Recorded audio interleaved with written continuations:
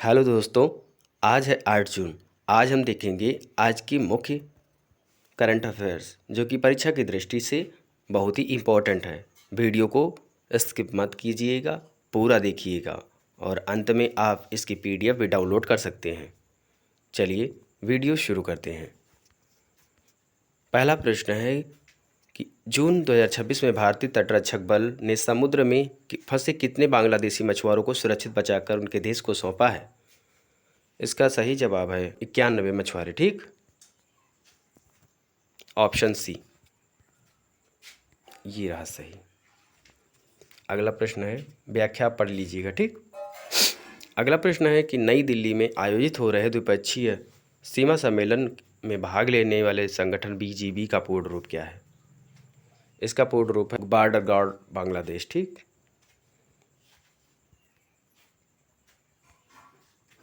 ये मुख्य रूप से बीएसएफ के और बीजीबी के बीच महानिदेशक स्तर का सम्मेलन शुरू हो रहा है। कहाँ? तो ये है नई दिल्ली में। ठीक, और इसमें बात क्या होगी कि जो सीमा पर घुसपैठ है, फेसिंग हो रही है, बाड़ा लगाना और सीमा सुरक्षा पर रणनीतिक चर्चा करना है। ठीक, अगला प्रश्न है, हाल ही में अंतर्राष्ट्रीय तनाव और बैठकों के कारण चर्चा में रहा खार्ग द्वीप।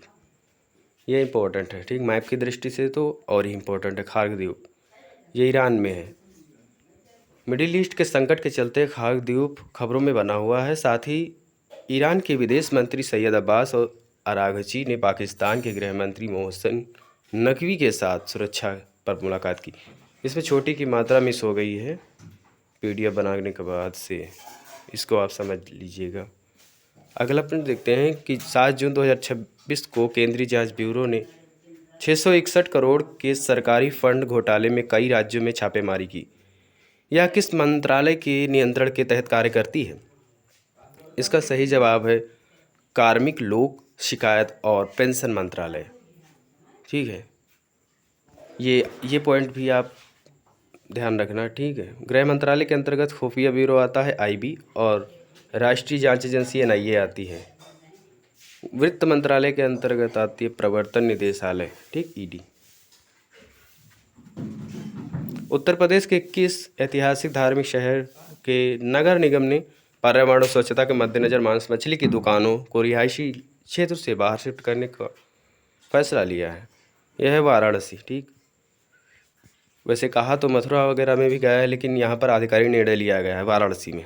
अगला प्रश्न लिखते हैं, कोलकाता की अदालत में पेशी के दौरान एक पार्षद पर भीड़ द्वारा अंडे फेंके गए। ठीक है, तो ये कृत्य जो है भारतीय न्याय संहिता कि किस अपराध की किस श्रेणी में आता है? यह आएगा आपका आपराधिक बल का प्रयोग या हमला। व्यक्ति को के ऊपर कोई वस्तु फेंकना या शरीर पर चोट पहुंचाने का प्रयास करना, ये आपराधिक बल और हमला माना जाएगा। अगला प्रश्न है, उत्तर प्रदेश के संभल जिले में कब्रिस्तान पर जमीन पर बनी अवैध मस्जिद पर प्रशासन का बुलडोजर एक्शन जारी है। ये अवैध निर्माण गिराने की कानूनी शक्ति स्थानीय निकायों को किस अधिनियम से मिलती है? ये है उत्तर प्रदेश शहरी नियोजन और विकास अधिनियम 1973, UP urban planning and development act 1973। अगला प्रश्न देखते हैं कि केंद्रीय बजट 2023-24 में घोषित मिष्टी योजना, ये योजना महत्वपूर्ण है। इसका प्राथमिक उद्देश्य भारत के तटीय क्षेत्रों में किसका संरक्षण करना है? Mangrove forest. ठीक, इसका पूरा नाम है mangrove initiative for shoreline habitats and tangible incomes. इस योजना का उद्देश्य भारत के विस्तृत समुद्र तट और साल्ट पैन लैंड्स पर मैंग्रोव का वृक्षारोपण करना है। ठीक है, और ये तटीय क्षेत्रों चक्रवातों से बचाया जा सके इनको। ये प्राकृतिक जैवढाल के रूप में कार्य करते हैं। ये प्रश्न आ सकता है।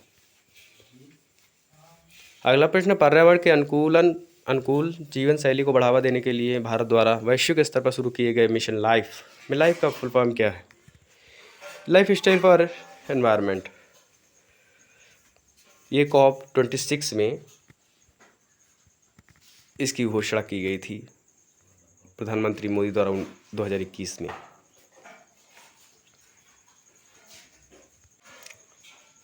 अगला प्रश्न देखते हैं कि पटना में प्रसिद्ध खान सर की कोचिंग को सेंटर को में जांच के दौरान फायर सेफ्टी की कमियां पाई गई। व्यावसायिक कोचिंग संस्थानों को फायर एनओसी जारी करने के लिए जिम्मेदारी किसकी होती है? व्यावसायिक कोचिंग संस्थानों को फायर एनओसी जारी करने की जिम्मेदारी किसकी होती है? ये है राज्य अग्निशमन सेवा विभाग। सुरक्षा मानकों में कमी पाए जाने पर यही विभाग नोटिस जारी करता है। कौन? राज्य अग्निशमन सेवा विभाग। अगला प्रश्न देखते हैं, लखनऊ में पेपर लीक के नाम पर टेलीग्राम के जरिए उम्मीदवारों को ठगने का एक गिरोह फोड़ हुआ गिरोह का। तो ये भारत में साइबर अपराधों से निपटने वाले के लिए कौन से कानून के ये कौन सा कानून है? ये सूचना प्रौद्योगिकी अधिनियम 2000। डिजिटल माध्यम से फर्जीवाड़ा, धोखाधड़ी, इन सब अपराधों के लिए इसी कानून के तहत कार्रवाई की जाती है, इसकी विभिन्न धाराओं के तहत। ठीक। अगला प्रश्न देखते हैं, पश्चिम बंगाल के मुर्शिदाबाद में भारत के गैर कानूनी तरीके से दोबारा घुसने पर एक ही परिवार के 5 सदस्यों को गिरफ्तार कर लिया गया। ठीक। मुर्शिदाबाद जिला भौगोलिक रूप से किस देश की सीमा के सबसे नज़दीक है? ये है भारत बांग्लादेश की सीमा, बांग्लादेश के करीब है।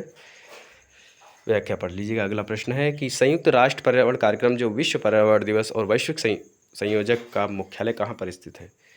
यह आपका नैरोबी, केन्या में। यूएनईपी की स्थापना 5 जून 1972 को स्टॉकहोम सम्मेलन के परिणाम स्वरूप हुई थी। इसका जो मुख्यालय है नैरोबी, केन्या में है। संस्थान पर्यावरण से जुड़े वैश्विक मुद्दों पर सरकार का मार्गदर्शन करती है। ठीक है। अगला प्रश्न देखते हैं कि 7 जून 2026 को नई दिल्ली में आयोजित 8वें भारत इंडोनेशिया संयुक्त आयोग की बैठक की अध्यक्षता में विदेश मंत्री डॉक्टर एस जयशंकर के साथ किसने की? तो ये है सुगियोनो। यहाँ पर छोटी की मात्रा मिस है, सुगियोनो। ये इंडोनेशिया के वर्तमान विदेश मंत्री हैं, सुगियोनो। अगला प्रश्न, भारत और इंडोनेशिया के बीच द्विपक्षीय संबंधों को मजबूत करने के लिए स्थापित संयुक्त आयोग तंत्र की शुरुआत के लिए हस्ताक्षरित समझौता ज्ञापन के तहत किसके तहत हुआ? तो 2001। इसकी व्याख्या देख लेते हैं।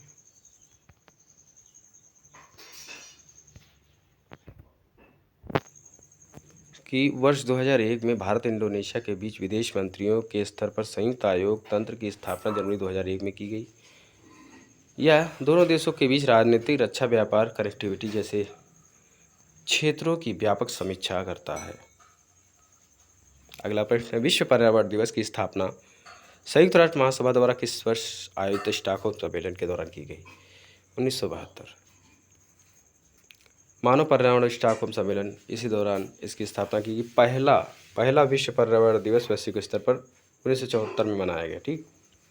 अगला प्रश्न है, विश्व पर्यावरण दिवस के अवसर पर शुरू हुए एक पेड़ मां के नाम अभियान के तीसरे चरण में जून 2026 के पहले सप्ताह में किस राज्य ने सर्वाधिक पौधे लगाए? ठीक। ये इंपॉर्टेंट है, उत्तर प्रदेश। उत्तर प्रदेश ने सर्वाधिक पौधे लगाए एक पेड़ मां के नाम। एक सप्ताह के भीतर रिकॉर्ड की संख्या में पौधे लगाकर देश में पहला स्थान यूपी ने हासिल किया है। मूल रूप से इस अभियान की शुरुआत प्रधानमंत्री नरेंद्र मोदी ने 5 जून 2024 को की थी। ठीक है। तो ये रही वीडियो। इसका PDF आप टेलीग्राम पर जाकर डाउनलोड कर सकते हैं, जिसकी लिंक डिस्क्रिप्शन में दी गई है। ठीक है। वीडियो पूरा देखने के लिए धन्यवाद। आप वीडियो पूरा ही देखा करिए ताकि अन्य लोगों तक जा सके।